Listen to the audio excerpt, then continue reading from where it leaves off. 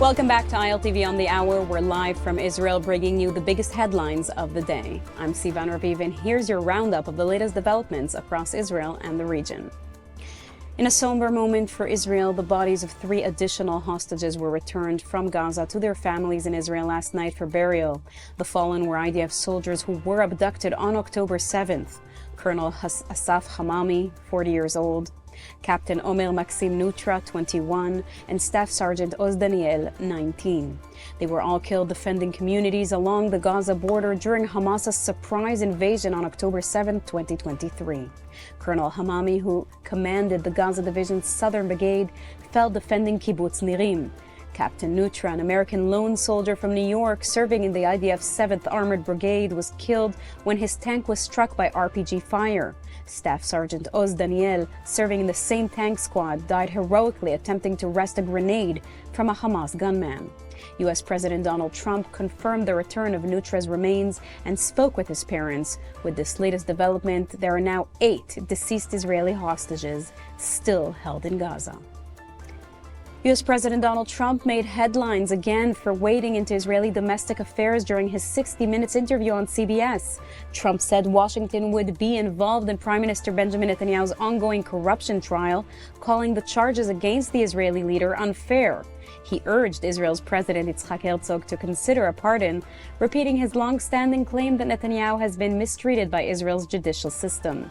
Trump also claimed that normalization between Israel and Saudi Arabia was still on the table under his leadership.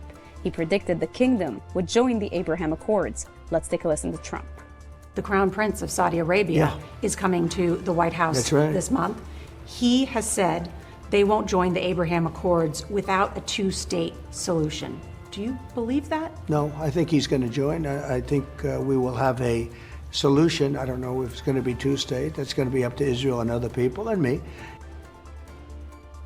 A dramatic and high-profile search for Israel's former military advocate general ended late last night in central Israel in the city of Herzliya. Ifat Tomer Yerushalmi, the outgoing IDF advocate general, who recently resigned amid a leak investigation tied to a controversial leaked video scandal, which drastically impacted Israel's image during the war. She was reported missing last night. Police and search and rescue teams launched an urgent coastal search using helicopters and flares. 2 hours later, Tomer Yerushalmi made contact with her husband and was found alive near Herzliya. Then, just hours after being located, Tomer Yerushalmi was arrested in connection with the classified video leak. Her detention is now being extended. Meanwhile, Prime Minister Benjamin Netanyahu is warning that Israel's northern front could escalate again. Speaking at his weekly cabinet meeting, Netanyahu said Hezbollah is attempting to rearm and rebuild its capabilities in southern Lebanon, adding that Israel will do whatever is necessary to defend its citizens and maintain security along the border. He also called on the Lebanese government to enforce the ceasefire agreement that requires Hezbollah's disarmament, something Israel says has yet to happen. The IDF confirmed earlier that 4 members of Hezbollah's elite Radwan force were killed in an airstrike in southern Lebanon on Saturday night, and another commander was eliminated a day earlier. The 2024 ceasefire deal has required Hezbollah to withdraw from the border region and for the Lebanese army to take control. Israel, however, continues to strike targets it says violate that agreement and maintains a limited presence in key areas along the border.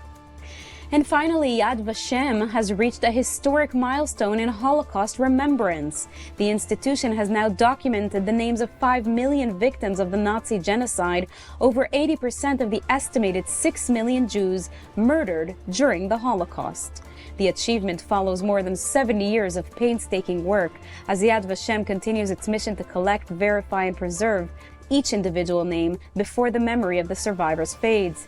The names are housed in the central database of Shoah victims' names, which is fully accessible to the public on Yad Vashem's website. It includes testimonies, archival material, and pages of testimonies submitted by family members and friends.